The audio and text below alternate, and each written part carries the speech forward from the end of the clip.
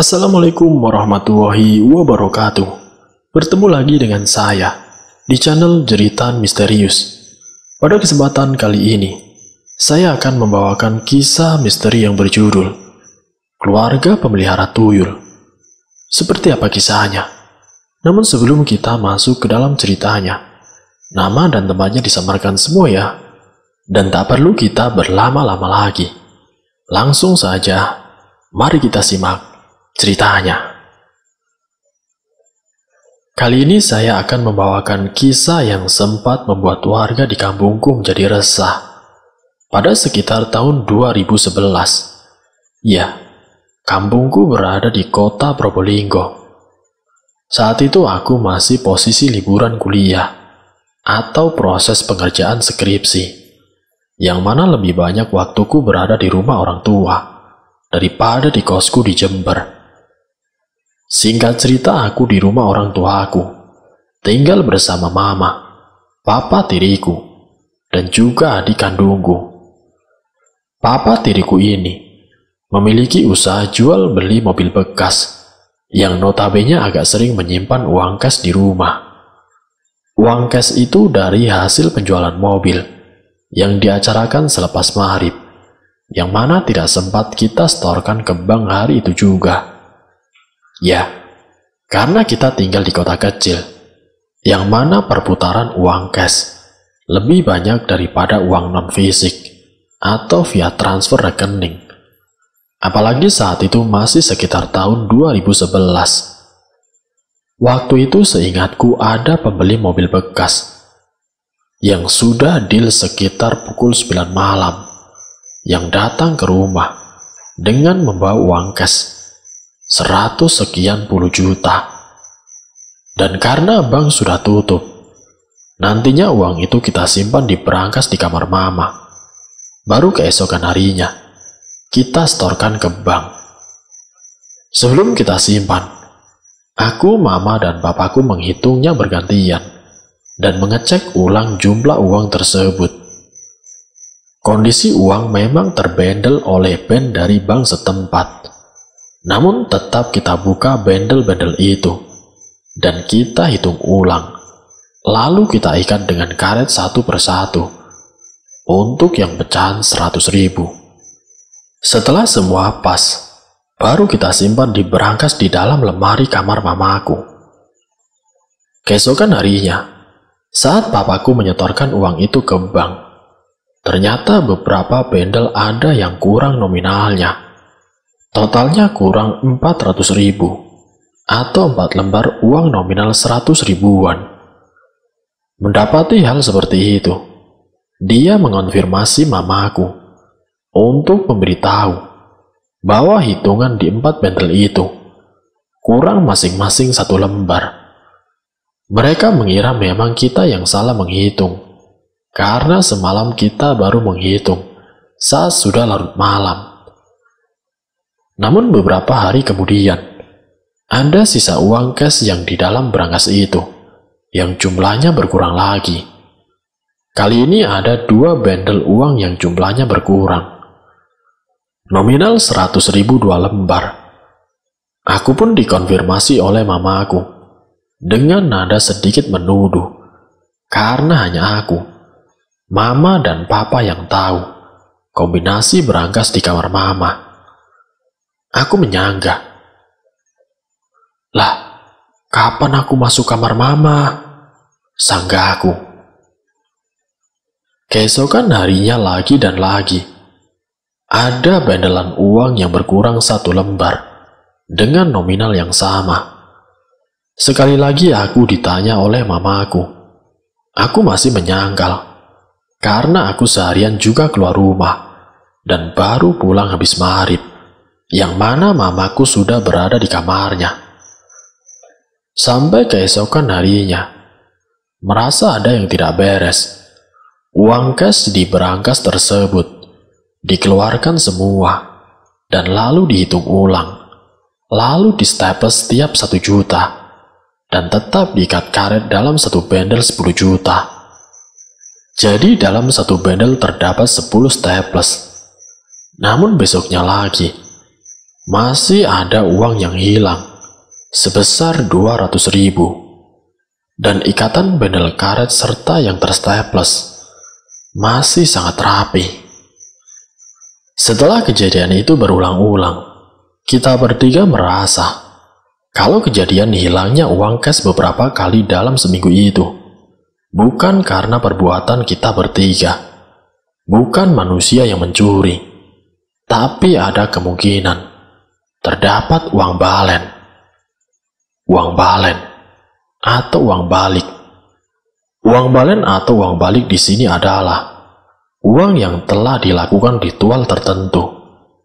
Jika dibelanjakan, uang tersebut akan kembali ke tangan pemiliknya dan terkadang membawa uang asli yang diletakkan bersamaan dengan uang balen tersebut.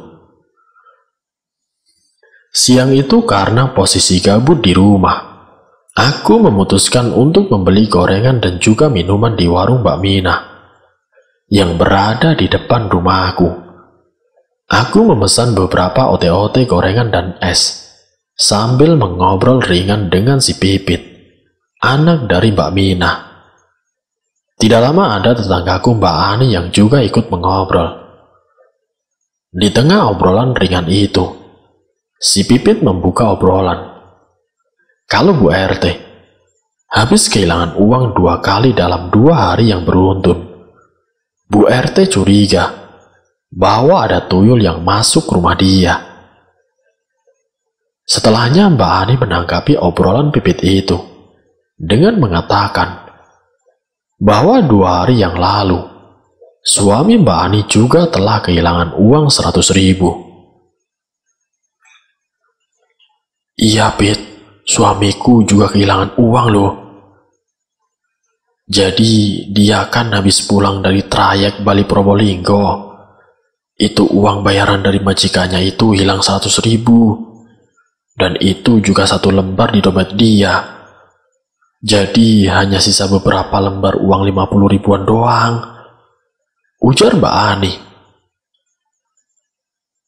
Iya Mbak, di rumahku juga beberapa hari ini uang mamaku hilang. Tapi tidak banyak Mbak, paling banyak 2 lembar 100 ribuan. Balasku kepada mereka.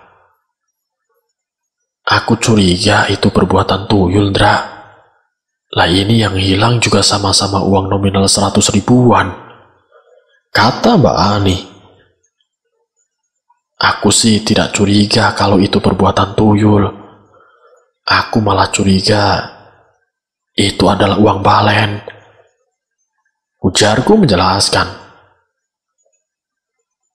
Iya Mas, kata Bu RT, anaknya yang kecil sempat terbangun dan lalu tertawa-tawa tengah malam. Ditanya bilangnya ada teman dia lewat. Paling itu yang dia lihat tuyul Mas, sambung si Pipit. Alah, sudahlah, toh kita tidak ada yang tahu itu perbuatan tuyul. Tapi aneh sih, kalau kita kehilangan uangnya hampir bersamaan seperti ini, balasku. Sesudah mengobrol di warung Mbak Mina, aku pulang ke rumah. Di kamar aku sempat memikirkan obrolan yang tadi. Apa iya di kampungku ada yang memelihara tuyul? Selepas mamaku pulang kerja, aku menceritakan ulang kepada mamaku soal obrolan beberapa warga yang kehilangan uang. Ternyata mama juga sempat mendengar kalau Mbak Ima yang jualan baju kreditan juga habis kehilangan uangnya. Selama 4 hari dia kehilangan 400.000 setiap harinya. Hilang 1 lembar uang nominal 100.000. Semakin mengerucutlah kejadian di rumahku yang beberapa hari ini kehilangan uang. Sore itu aku diminta tolong oleh mama untuk menyetorkan saja uang di dalam berangkasnya ke ATM. Aku pun mengiyakan sebagai antisipasi nantinya takut hilang juga.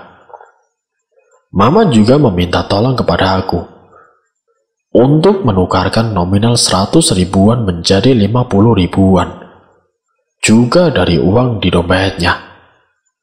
Namun ada yang terlupa. Ternyata uang di dompetku masih ada yang belum ketukar. Hanya 250.000. Yang nominal 100.000 hanya satu lembar. Tidak mungkin hilang menurutku malam itu. Keesokan paginya karena aku kepo, bangun tidur aku mengecek dompetku. Ternyata uangku hilang juga. Dan hilang yang nominalnya 100.000-an. Perasaanku waktu itu kesal dan menyesal. Kenapa kemarin sore aku tidak menukarnya dengan nominal 50.000? Siang hari kembali aku ke warung Mbak Mina. Aku mengobrol dengan Mbak Mina siang itu. Aku berkata, kalau semalam uangku telah hilang. Mbak Mina memberikan saran seperti ini. Dra, coba nanti malam pintu depan rumahmu atau pintu kamarmu kamu taburin bedak. Loh, memang untuk apa, Mbak? Balasku tidak tahu.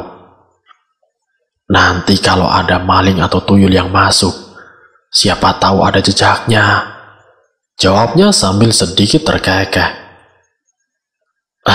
Mbak Mina ada-ada saja sih.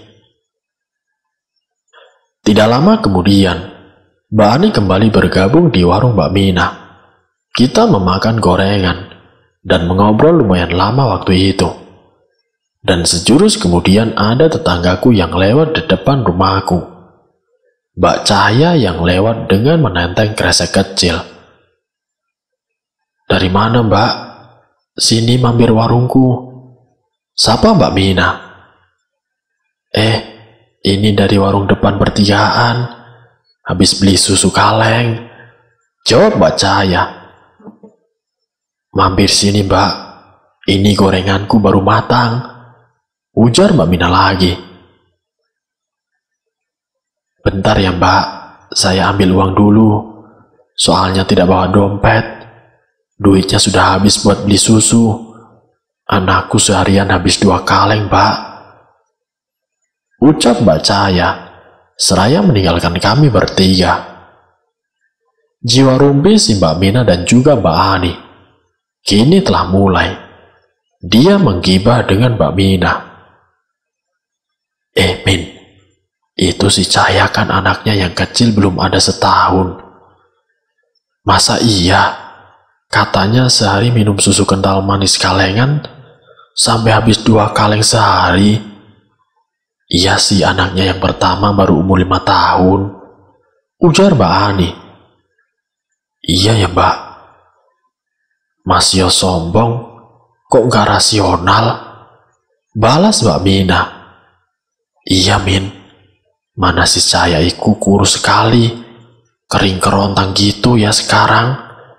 Ujar Mbak Ani lagi.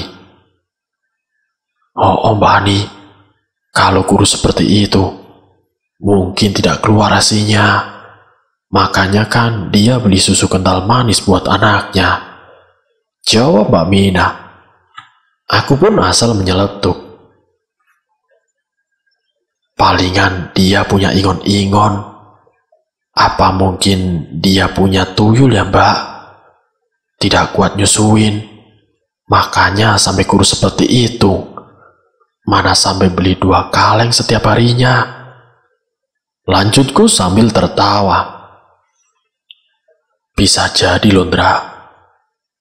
Dia kan kalau jalan salah satu tangannya di belakang. Jawab Mbak Ani. Mungkin sakit punggung kali, Mbak.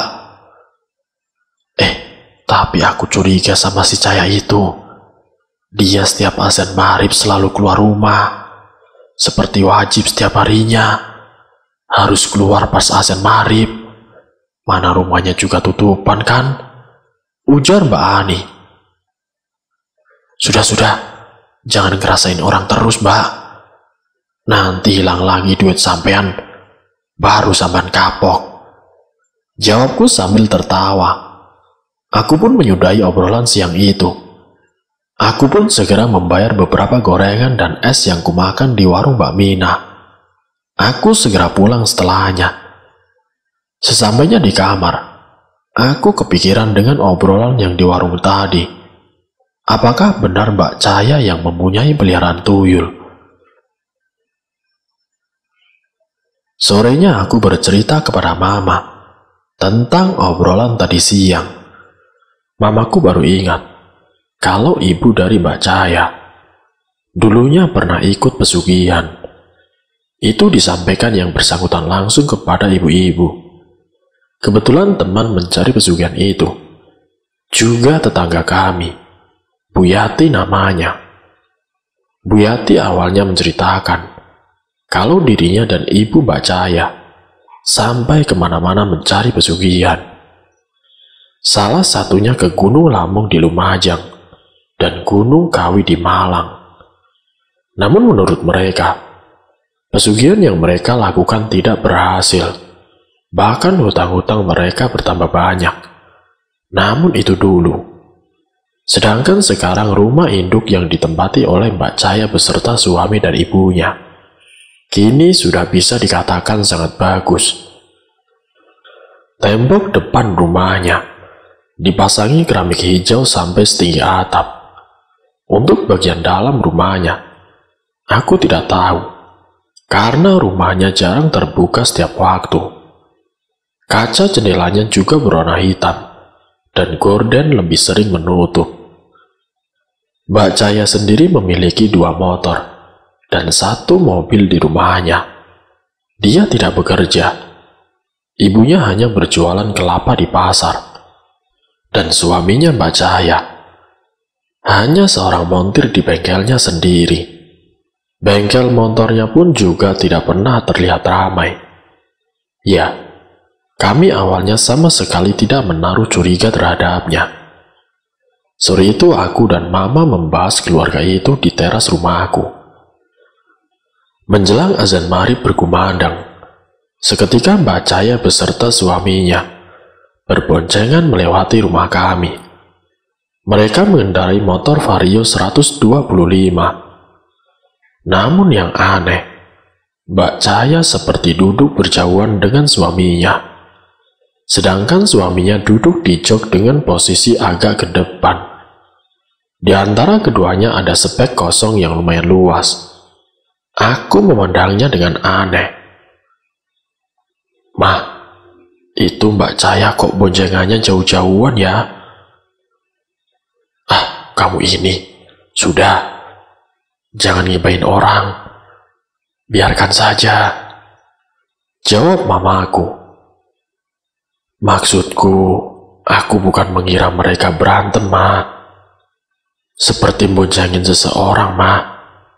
Tapi tadi kan mereka tidak bawa kedua anaknya," ujarku menjelaskan. Sudah, biarkan saja. Kok kamu yang kepo sih? Sudah, ayo masuk rumah, sholat maghrib, jawab mama aku. Aku semakin kepo dengan keluarga Mbak Cahaya. Aku berencana esok hari akan mengamati dan memastikan kalau Mbak Cahaya dan juga suaminya memang benar keluar setiap maghrib. Keesokan harinya aku pun melihat dari jendela ruang tamu rumahku kalau mereka berdua berboncengan dengan posisi jauh-jauhan lagi, dan juga tepat waktu menjelang azan maghrib berkumandang. Begitupun dengan hari-hari berikutnya. Mereka mengulang terus kegiatan bermotor dikala surut tiba. Setelah beberapa hari kemudian, tepatnya kurang lebih pukul 3:30 pagi, aku terbangun dari tidurku. Saat itu di luar sedang gerimis. Depan rumahku ada saluran pembuangan air yang kalau di saat hujan selalu akan penuh karena pembuangan dari sawah belakang rumah. Tetangga depan rumah sebelah Mbak Mina memelihara mentok itik serati. Mentok-mentok itu saat menjelang subuh sangat ramai sekali, tidak seperti biasanya. Kemungkinan kalau hanya bermain air di saluran air tidak akan seramai itu. Seperti ada orang yang bermain-main dengan mentok itu. Entah bermain-main atau menghalau mentok itu.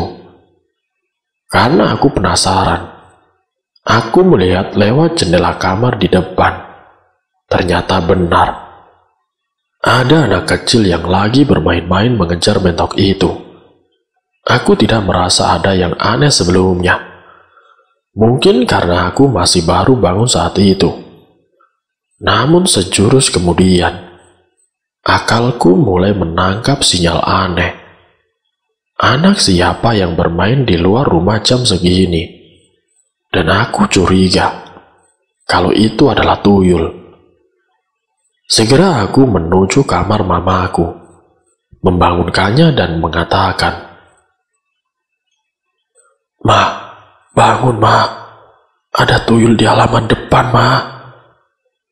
Mama dan papa tiriku sontak terbangun, langsung mengikutiku ke ruang tamu. Posisi kamarku memang bersebelahan dengan ruang tamu. Kami mengintip dari jendela ruang tamu. Tuyul itu berlari ke barat ke timur, sambil mengejar mentok-mentok itu. Ketika tuyul itu membalikan arah, aku dapat melihat wajah dari tuyul itu. Kepala itu tidak botak sepenuhnya. Masih ada rambut di bagian depan. Wajahnya seperti orang dewasa. Tingginya tidak pendek-pendek sekali. Bola matanya berwarna hitam. Di bawah lingkaran matanya juga cenderung gelap. Dan gigi taringnya terlihat lumayan panjang. Berbeda dengan manusia pada biasanya. Daun telinganya juga terlihat sedikit meruncing di ujung atasnya. Tuyul itu tidak memakai baju atasan, hanya memakai celana pendek lusuh yang terlihat menggembul. Sepintas terlihat seperti memakai popok pampers anak-anak. Di setiap tuyul itu berlarian, terdengar seperti suara gembirincing, yang entah dari mana bunyi itu berasal. Seperti menyadari kalau kita sedang mengawasinya, dia segera berlari ke arah lain. Aku dan papaku mencoba mencari jejak kemana arah tuyul itu. Dan kita menemukan ada jejak bekas lumpur yang masih basah di teras rumah, mengarah ke rumah itu, yang tidak lain adalah rumah Mbak Cahaya. Jejak kaki bekas lumpur itu berukuran lebih kecil dari ukuran orang dewasa. Dari sinilah kita langsung menarik kesimpulan kalau memang yang diguncing orang-orang kampung itu benar-benar ada. Namun saat itu kita hanya sekedar tahu saja dan mulai antisipasi dengan tidak menyimpan uang nominal 100.000 di rumah, alias uang yang berwarna merah. Beberapa hari berlalu, aku sudah tidak pernah mendengar kabar tentang uang hilang dari warga sekitar. Namun ada yang lebih mengerikan. Anak-anak tetanggaku yang pulang dari mengaji. Mereka melewati lompongan ruang antara rumah Mbak Cahaya dengan rumah tetangga sebelah. Anak-anak itu masih kecil, kurang lebih umurnya sekitar 4-5 tahun. Nah, di lompong itu ada kuburan ari-ari bayi yang biasanya ditutup dengan kurungan ayam dan ditaburi kembang setaman dan lalu diberi lampu. Bocil itu ada yang merasa suara dari kuburan ari-ari bayi itu. Salah satu dari mereka mencoba membuka kurungan yang menutupi kuburan ari-ari itu. Kemudian mereka berenam berteriak-teriak dan berlari dari lombong itu dengan histeris. Salah satu dari mereka melapor kepada ibunya bahwa di kuburan ari-ari tadi ada kepala dengan usus berdarah yang biasa kita sebut dengan kuyang. Karena sudah sangat meresahkan Dan tidak hanya 1-2 anak yang kejadian itu. Ibu si anak ini melapor kepada Pak RT. Keesokan harinya Pak RT mengumpulkan orang-orang yang kehilangan uang secara misterius. Kita semua bagaimana caranya untuk memecahkan masalah yang meresahkan warga kampungku. Akhirnya kami berencana untuk menyampaikan secara langsung kepada Mbak Cahaya apa yang sudah kita alami, termasuk aku dan papaku yang pernah melihat langsung. Pak RT, aku, papaku, dan ibu dari anak-anak yang dilaporkan telah melihat kepala itu berangkat menuju rumah Mbak Cahaya. Kita langsung menyampaikan apa yang ada tanpa basa-basi lagi. Yang aku ingat Pak RT memohon agar Mbak Cahaya kalau memang akan menjalankan peliharaan tuyul, agar tidak beroperasi di daerah sekitar kampungku. Awalnya Mbak Cahaya dan suaminya mengelak, namun setelah kita menjelaskan secara detail apa yang telah kita alami beberapa hari sebelumnya, akhirnya kedua suami istri itu meminta maaf kepada kami dan berjanji akan membebaskan mereka. Singkat ceritanya, beberapa bulan kemudian, Mbak Cahaya telah pindah meninggalkan kampung ini. Mereka berdua membeli rumah di perumahan baru. Rumah barunya juga terlihat mentereng, dengan kucing dominan warna merah yang begitu cerah. Dan warga di kampungku kini sudah tidak lagi pernah kehilangan uangnya. Begitulah akhir kisah misteri yang berjudul Keluarga Pemelihara Tuyul. Semoga dari kisah ini bisa menjadikan kita pelajaran bahwa kita semua harus selalu waspada dimanapun kita berada. Semoga kita semua selalu tetap dalam lindungan Allah Subhanahu wa Ta'ala. Wassalamualaikum warahmatullahi wabarakatuh.